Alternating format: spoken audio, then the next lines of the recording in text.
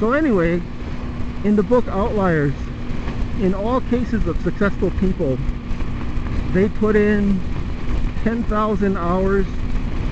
You got to log in at least 10,000 hours to master something, to get really good at it. And in case of the Beatles, or the music band, the Beatles, what had happened was they had played for strip clubs and you know, these yeah, they had played for a lot of strip clubs, but they were worked really hard.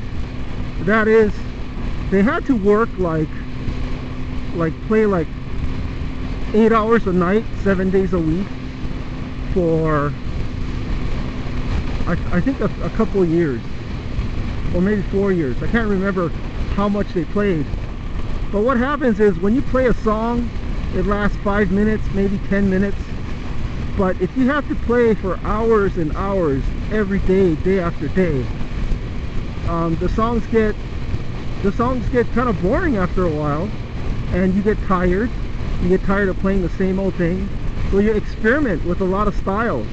You know, you start playing one style, you modify your playing, and then you get really good at one, and then you get tired of that, and then you play something else. So you try all types of music. So what they did was they logged on well over 10,000 hours, and then by the time they were done, they were done with that, instead of just any old rock and roll band, they were phenomenal. So yeah, they could be called geniuses and, you know, masters of their art. But what they did was they had to pay their dues. They didn't just become successes because they had publicity, but what they had done was they played on this row of clubs, and eventually just became well known that way.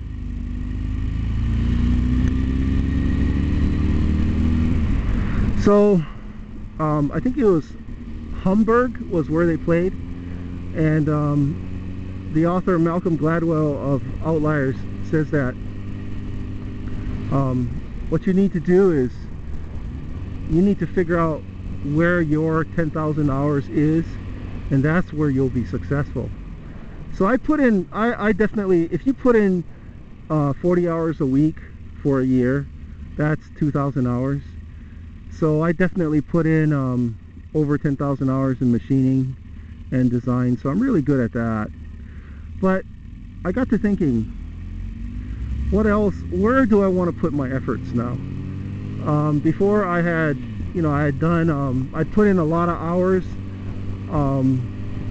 running a Unix machine, but you know, I don't know if that's what I really want to do. And actually that's not what I really want to do. Running, you know, on a terminal. No, that's absolutely not.